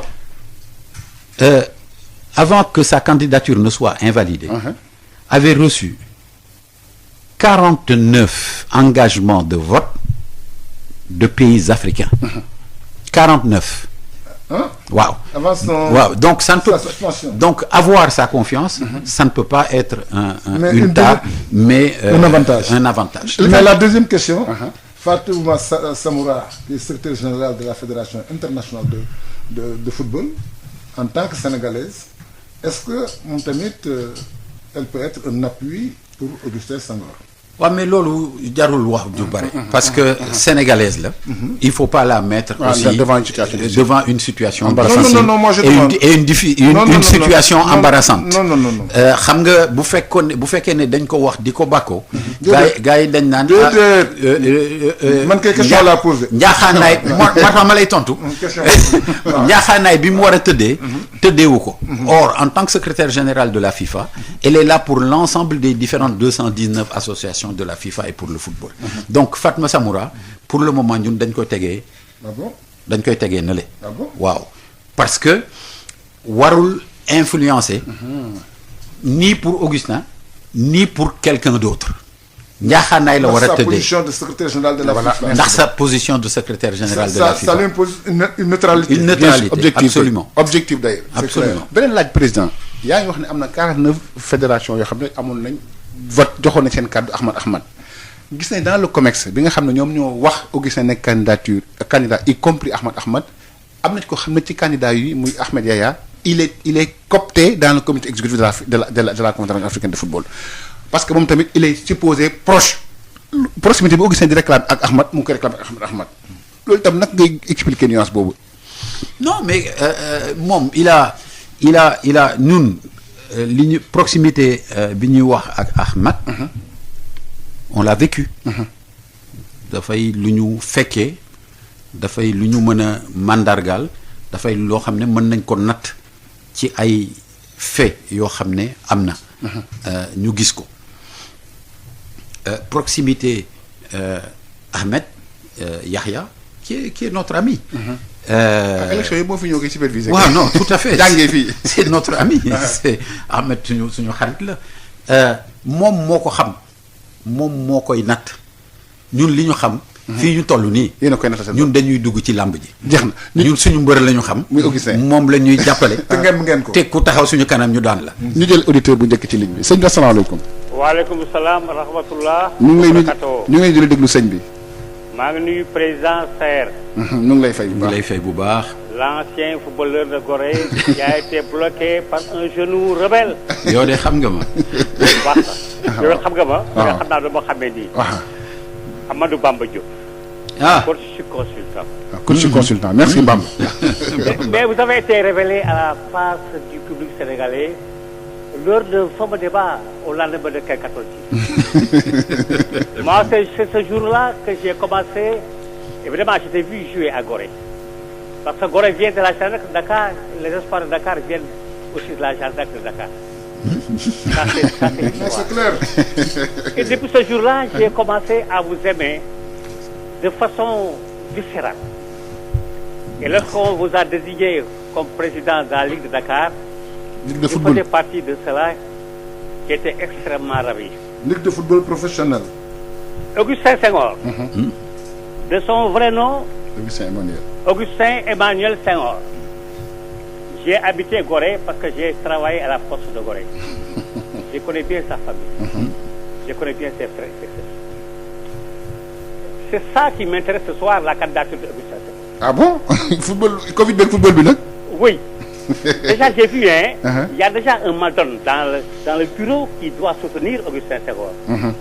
Parce que dans ce pays-là, il y a une personne qui devait partir de ce bureau-là, c'est Amadou Bamba Diop qui vous parle aujourd'hui. Maintenant, je me rappelle à l'époque, lorsqu'il fut président de la Fédération sénégalaise de football, j'avais écrit un article pour dire pourquoi Augustin Senghor a le meilleur profil, signé Amadou Bamba Diop, entraîneur de football. Mais j'avais embauché la même trompette, n'est-ce pas, Saer? Oui. Je sais que tu parles un français limpide. C'est pourquoi je ne parle que ce soir. Il a fait soupe de coups. mais Bamba émission bi wolof la Bamba. émission bi émission wolof la Bamba. waaw moom. c'est un élève de soupe. je vous rejoins. de soupe de coups. en wolof. Allez-y Bamba waaw. mais benn affaire rek boo ma jaaxal. mooy. Augustin peut passer. Mais c'est pas dans la salle que le vote va se dérouler. Ça il le savent. loolu xam nañu. yaa ngi may dégg. bu baax les 50 bulletins. Et puis je ne connais pas le mot du scrutin. Or mon professeur Maurice Diverger me disait à l'université qu'un mot de scrutin n'est jamais neutre. kooku mënu ma ko wax ci wolof de. Un mot de scrutin n'est jamais neutre. Est-ce que le président Saer peut nous dire le mode de scrutin, parce que je l'entends parler de deuxième tour. Oui. Comment ça se passe? Deuxièmement, je crois Elhadj a posé la question à la Ndiaye, le Kaolack. Est-ce que vous avez assez d'argent? Est-ce que vous avez un bon matelas financier? Saer, vous gérez une grande entreprise de poissons. Vous avez des milliards. Vous vous cachez, mais vous avez beaucoup d'argent. Alors, tu le connais bien. Est-ce qu'aujourd'hui, votre matelas financier est bon? Deuxième question. Voilà. La troisième question et dernière question. C'est celle-ci. Est-ce que déjà, les démarches que vous commencez à faire, vous êtes parti en Côte d'Ivoire, vous vous allez partir dans d'autres pays. Est-ce que vos candidats qui vont vous assurer le vote voteront ce jour-là pour Emmanuel Augustin Senghor? J'allais terminer. merci jërëjëf Bamba di fàttali auditeurs yi Pape 88 la 628 98 98 la ñu ootee 88 la 628. question yi Seer du ci tontu. waaw Seer na ci tontu waaw ñu jël keneen parce que auditeurs yi dañuy ramasser après allo waaw après am ko tontu après mu tontu. allo waaw ñu ngi lay nuyu sëñ bi. waaw d'accord. allez-y waaw. oui allo. allo ñu ngi lay déglu waaw da ngay fay rajo bi nga yor rek. oui bonsoir. bonsoir. waaw ma ni Pape Seck à Marseille. ok Pape bonjour. bonsoir Pape na nga ma def ngi nuyu Saër. bu baax. maa ngi lay fay bu baax. di la nuyu yéen ñëpp. Saër j'ai deux questions. par exemple l'OM dañ koy jaay presque. oh presque pas presque quoi. Il y a des propositions et tout. est-ce que du gêner par rapport ak sa li ngeen signé ak jàmbaar. partenariat bi ok. ba pare est-ce que Covid bi aussi. du xaw freiner. projet yi ngeen amoon déjà. d'accord.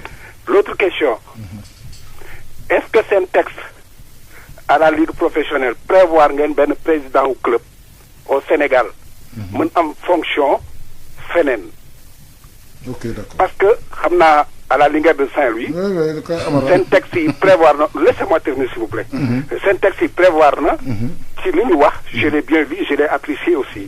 prévoir na seen président mën exercer feneen bien que am na ay coow.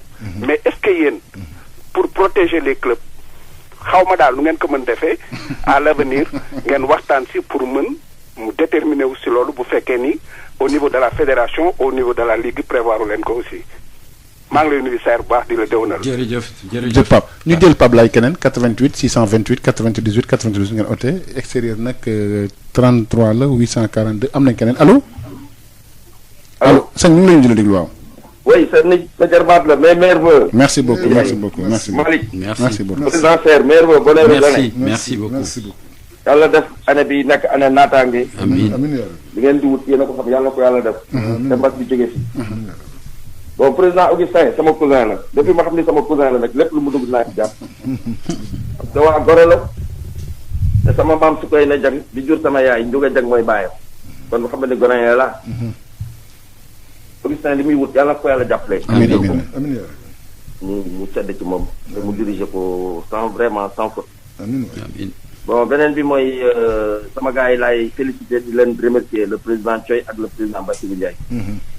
danaa leen il faut battre le fer quand il est chaud championnat bi tijji na daal ça va. il faut foncer rek. loo mën a lekk rek lekk ko avancé. au moins ñu mën ci génn la tête haute doog a dem ci yeneen compétition yi compétition africaine yi. ok. Ndiaye loolu laa amoon lu may wax di ñaanal ñëpp jàmm ak. jërëjëf waa Sénégal.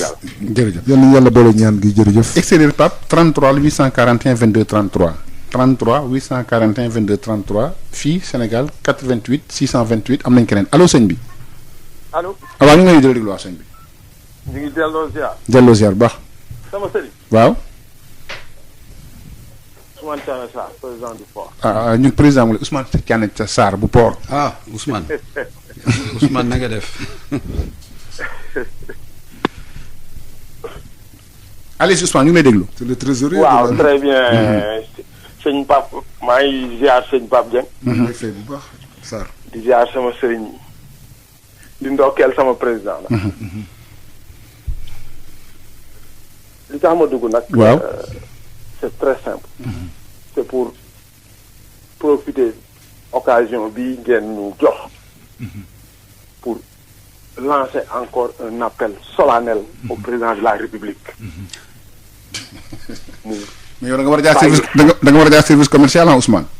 après ma fay booy maa waaye. d'accord d'accord parce que li may wax daf ñuy ñor trop.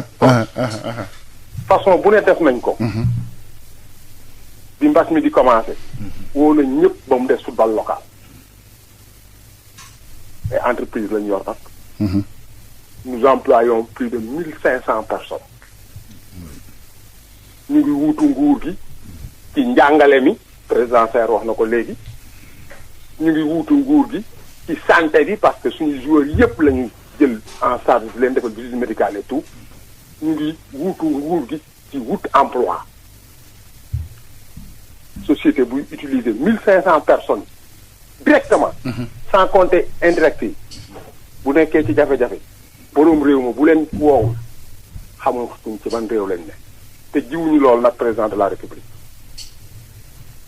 bi ñuy fësal suñu ànd ak moom candidat la woon kon bu faloo war nañoo delloo naar bi xoromam na woo président Saer recevoir ñu nag bureau bu li professionnel ñu wax ak moom ngeen baal maa jërëjëf. Pape tu jëlaat keneen le temps nag ñuy bu ñu àggee ba 5 minutes de l' émission ñu bàyyi président mu tontu 88 la 628 98 98 wala 33 841 22 33 moo ñu oote bitim réew 33 841 22 33 ngeen di oote le temps ñu jël keneen président Bamba dafa interpellé ci ay am nañ keneen allo sëñ bi.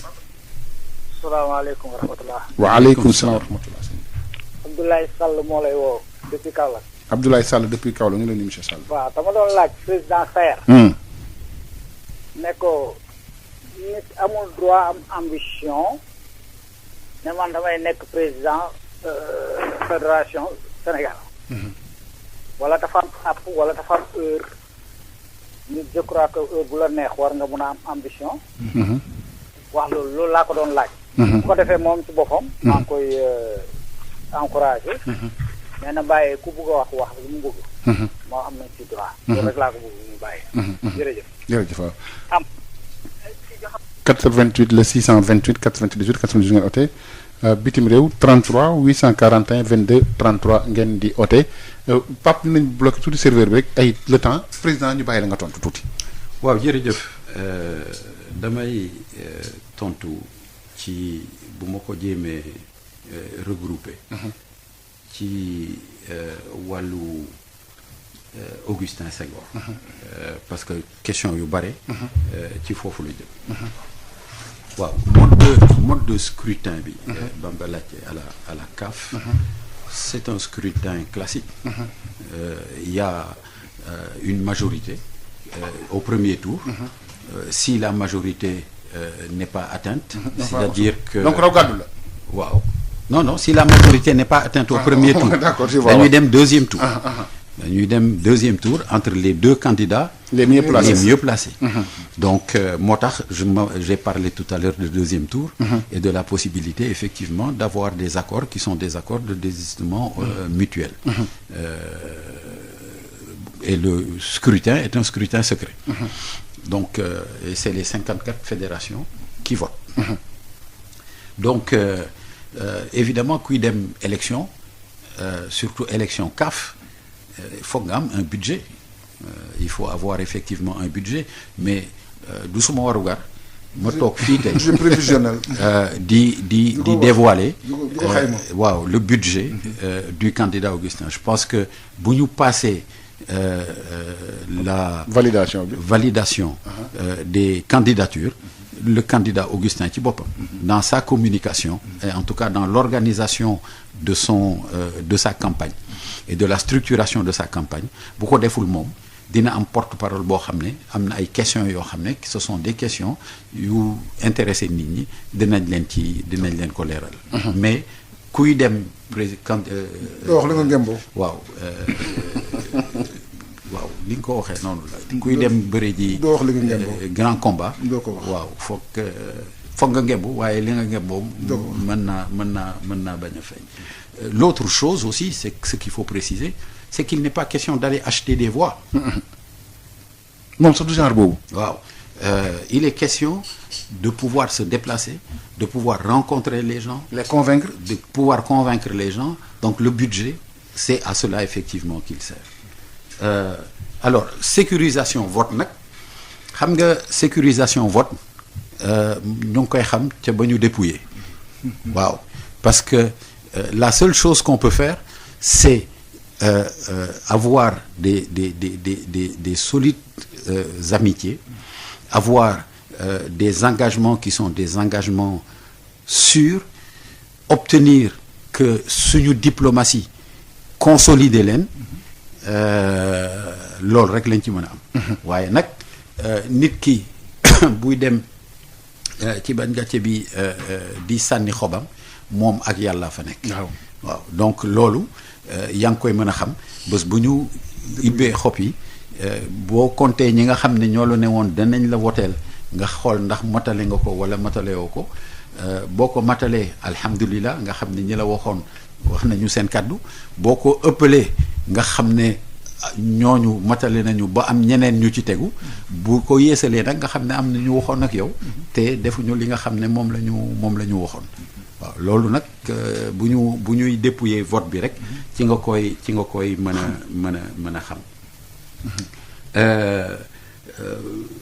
loolu moo doon laaj bi ci affaire président Augustin Senghor ma ciy tontuwaale rek Ablaye Sall di ko wax ne non candidature amul app amul waxtu ku mu neex mën naa nekk candidat mais man li ma wax mooy man Saër Seck bu ma kenn xaar ci neex dinaa nekk candidat wala du ma nekk candidat wala dinaa def élection ci moment bii moment bii li ma considéré que moo am importance ci football sénégalais dëgg la mooy ñun ñëpp ñu summeeku ànd ak suñu mbër pour mën a nekk le président de la CAF ba jeex waaw parce que président de la CAF nag du bëre bu ndaw te li mu mën a andil Sénégal dafay lu bare ba nga xam ne jar na tous les sacrifices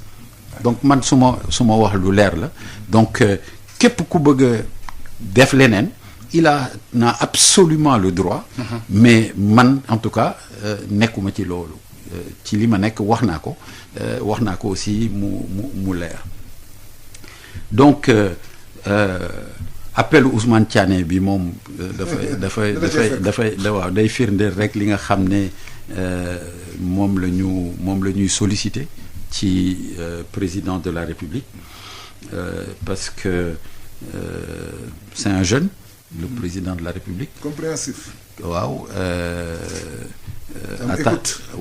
attaché à sa jeunesse et notamment à sa jeunesse sportive donc amuñu sikki sàkk ne vraiment notre appel sera entendu et bu soobee yàlla xëy na balaa yàgg dinañ ci am lu firnde donc le supporter de la douane bi encouragé colonel Thioy ak Bassirou Ndiaye mais des amis que j'encourage aussi li may wax bas rek mooy buy dóor jàmbaar na ko dóor ndànk rek mais que la douane revienne en Afrique c'est aussi non seulement dans l'ordre du possible mais c'est aussi dans l'ordre du souhaitable parce que la douane est un club qui a sur ces 20 dernières années un des clubs les plus importants effectivement en Afrique et je pense que déjà daaw au mois de mars bi ñu koy arrêté fi ñu toll woon bu ñu ko consolider ils ne seront pas loin effectivement des places africaines. mais président douane tamit xam nga du yëngatu rek ci football bi. waaw tout à fait am na yeneen discipline surtout ci arts martiaux yi. ñu ngi ci def ay maanaam ay taxawaay bu rafet. ba Mbagnick Ndiaye mi nga xam ni en judo sur 100 kilos yi mooy représenté Sénégal aux Jeux olympiques ñu doon ko sargal bërki démb fële ci seen siège. di jàppale tamit yeneen discipline yi nga xam ne dañu bokk ci arts martiaux donc je crois que douane bi tamit représentation bu rafet la ñu def par rapport ak seen position ci sport bi de manière générale. non absolument nga yokk ci basketball bi. ak basket bi donc dans plusieurs disciplines ñu ngi ci def ay efforts di mettre les athlètes dans des conditions de performance te loolu bariwul. te ñoom exemple lañ ci loolu. parce qu'il y avait d'autres entités comme l'armée comme la police qui avait commencé le travail mais qui l'avait arrêté momentanément ñuy souhaité ñoom tamit ñu del siwaat fekk fi douane bi ñu gën a amal doole sport bi parce que tamit sport dafa am lu mu laaj te entité yooyu am nañ ko donc ñu ngi félicité waa douane bu baax a baax notamment le président de la section des arts martiaux et le président délégué muy Thioy ci liggéey bu mag boobu nga xam ne ñu ngi koy def au niveau de toutes les disciplines di leen ñaan tamit yeneen mécènes yi tamit ñu ñëw en appoint puisque le sport dafa laaj loolu dafa laaj ay ñu am ay moyens ñu jàppale ñi nga xam ni am nañu ay cerveau te c'est ce qui nous manque je crois que loolu président tamit appel boobu ça doit t'intéresser. non tout à fait loolu c'est extrêmement intéressant mais non seulement lu rafet la mais bon du lu ñu bett aussi. parce que xam nañu bu baax colonel Thioy ak Bass on les connaît très bien on connaît leur rigueur leur engagement mais di aussi ak rek direction générale bi avec le nouveau directeur général monsieur Dieye pour que vraiment mu gën a jàppale le sport douanier. En reconnaissance au Mbaye Ndoye et autres. Non, tout à fait, tout à fait. Beaucoup de choses. Et Moustapha Diagne. Non, absolument, absolument. La douane, c'est une maison de sportifs de tout le temps et de grands dirigeants sportifs. Mais président, ma bëggoon laaj le temps benn laaj bi ngay tontu. waaw Pape Seck. ñu koy nuyu bu baax. le Saint-Louisien ñu koy nuyu bu baax a baax. ma koy nuyu bu baax di ko présenter tous mes vœux de bonnes et heureuses années moom ak njaboot gi yëpp. waaw bon l'OM est à vendre c'est si ça se fait mais loolu awma ci man benn information de la vente de l'OM. Je sais que il y avait eu le feuilleton avec l'ancien président de rugby de Toulon mais qui n'a abouti à rien. Mais xam nga équipe bu ñu ko jaayee ñiy ñëw dañuy ñëw ak seen i idée te yooyu idée man xaw ma ko ñoom bu ñu ñëwee ak seen i idée danañ ma fekk man ak samay idée ak li nga xam ne mooy appréciation bi may def ci partenariat bi ma am ak Marseille ak fi ma bëgg a jëm donc toog waxtaan rek la ba juboo wala bu ñu juboowul aussi ñu taxalikoo ci jàmm ak salaam waaw donc en tout cas nous de notre côté on attend ça avec grande sérénité. Et à ce moment-là on sera ouvert, on sera effectivement autour de la table pour mën a waxtaan li wóor te wér mooy y a un contrat qui est là qui est une boo xam ne base la boo xam ne mën nañ ci sukkandiku pour évoluer loo ko jëm ci leneen wala aussi ku nekk jëlaat indépendance am rek à ce moment-là on restera bons amis et la vie continue et le football continue. Ça laaj bu ñu bëgg laaj président waxtu dañoo jot moom mooy gis nañ ne Boubacar Gadiaga dem na jàmbaar. après 10 après une année kay fële jàmbaar. fi def noonu il n'a pas l'habitude de séparer des entraîneurs d'entraîneurs. Non, je ne me suis pas séparé de Boubacar Gadiaga. Bien sûr. Boubacar Gadiaga est un actionnaire jàmbaar est un membre de Jambar. waaw membre de Jambar. Jambar la bokk. Comme je l'ai dit toujours, Jambar un jour, Jambar toujours. Boubacar a travaillé pendant 17 ans à l'Institut. Il a donné à l'Institut une part importante de sa jeunesse, je devrais presque dire les meilleures années de sa jeunesse. Mais nit ku nekk aussi ci li ngay liggéey da nga ci bëgg yokku. Tout à fait. Et nit nag boo amee possibilité am yokkute vraiment gàtt xel lay doon ci ñun ñu ne ko doo dem waaw te loolu man xalaatuma ko. Il a eu une offre qui est une offre extrêmement intéressante du Maroc, qui est une offre que nous on n'aurait pas pu égaler. Te daf dul sax sumay principe nit am offre de l'extérieur ñëw ne ma lii laa am ma ne ko noo toogal xaaral ma ñëw jox la ko parce que ça veut dire que mënoon naa ko jox te joxuma ko. Donc ça ne fait pas partie de mes principes. Donc quand il a eu cette offre on en a parlé tout à fait naturellement et tout à fait sereinement. Xam nga nag comme je dis aussi nit ku nekk am nga impact. Mais les organisations et les institutions elles sont au-dessus des hommes. Tout à fait. Waaw Boubacar Gadiaga partira, Jambar restera. Saër Seck partira, Jambar restera. Mbaye Badji nga mu ñu jox confier équipe. Waaw donc Mbaye était son adjoint. Nous on a fait des choses naturellement et simplement. L'adjoint en qui on avait confiance, c'était pas un adjoint de pacotille. On l'a promu effectivement de manière à ce qu'il puisse effectivement prendre l'équipe. C'est quelqu'un qui a joué au football, qui a été international, qui a joué à l'étranger, qui a pratiqué le championnat du Sénégal, qui a entraîné ici au Sénégal avant d'être effectivement adjoint à Jambar. Il était normal qu'on lui donne effectivement sa chance. Qui a gagné la Coupe du Sénégal aussi. Et son adjoint est devenu Issa Aïdara, qui est aussi un plus le même mais Serre n'a profil. pas répondu à la question de Pape Seck. sur l'emploi du président d'un club par rapport à notre emploi. waaw tout à fait parce que mayeegu leen ma woon temps parce que saa waay moo ma xojoon ci question boobu xamoon naa ne question boobu dafa amoon importance ci moom. Non, nos textes ne prévoient rien de ce point de vue. Mais quand nos textes, nous, ne prévoient rien, on renvoie aux textes et aux règlements généraux de la Fédération sénégalaise de football. Donc, en l'occurrence, ce sont les textes de la Fédération sénégalaise de football qui tranchent cette question. Mais, comme il le dit, àdduna bu nekk ay jàngat la rek. C'est une situation qui est une situation inédite que nous n'avons pas vécue. La première chose, c'est que nit doo ko jiitu ci ay mbiram. D'abord, la Linguère, qui est la première interpellée, va devoir trancher effectivement cette question. Et de la jurisprudence qui va naître, et de ce fait, tout le monde va apprendre. Et nos prochains textes qui vont devoir évoluer prendront effectivement en charge ces différentes questions de manière à ce qu'on puisse avoir une législation qui soit une législation adaptée.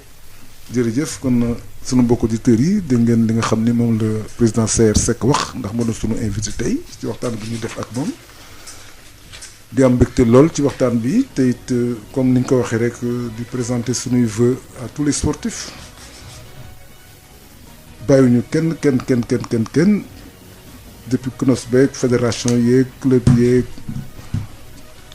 femme ak masculin yeeg ñëpp ak 12e gaynde bi nga xam ne tamit mooy supporter équipe nationale yi ñoom ñëpp ñu ngi leen souhaité une bonne année ak presse nationale bi kon Saër ñu ngi kontaan trop comme ni ñu la souhaité une bonne année di ko souhaité tamit ton épouse Debbo ak di la ñaanal tamit li nga xam ne dénk nañ la ko ak njaboot gi yëg ñi nga xam ne yàlla njaboote yëpp yàlla may la man-man ak pas-pas ak wér ak gudd fan pour li ngeen bëgg ci sport bi yàlla def ko te ñuy ñaan tamit au soir de l'élection du président de la confédération africaine de football Augustin Senghor ñu fal ko te defe naa ne loolu mooy la ñu war a ñaan ndax dina yokk suñu football ci koom-koom ak ci lépp.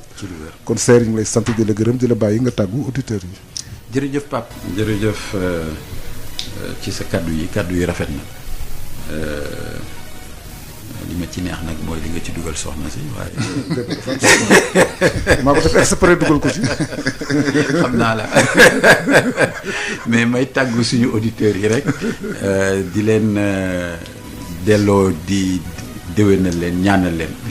jàmm ñaanal leen wér-gu-yaram. ku ci ne li ngay mbébét yaa ko xam yàlla na ko suñu borom matal. amiin amiin waaw boole ci ànd ak fekkeek tal. amiin amiin te li nga xam ne ci lañ jëm. mooy élection président CAF. di également saison de football bi. yàlla suñu borom yóbbu ñu ci jàmm ak salaam. te defal ñu ci ndam loo xam ne mooy li gën ci ñun. amiin président jërëjëf kon mbokk auditeurs yi xam nga Saër li tax ma gërëm soxna si tamit mooy taxawaay bu rafet ba ngeen taxaw keroog ba ma amee xew. xam nga xew dafa am importance. loolu moo tax ma tudd ko te xam naa su ma ko tuddee nga yëngatu kon mbokk auditeurs yi ñu ngi leen di sant di leen gërëm ci Sud FM seen rajo. ngir massage bu jaar ci yoon taamu leen gamme Piro Valda. Valda Afrique ak Piro Valda ñoo leen doon may seen émission Rétro Sport.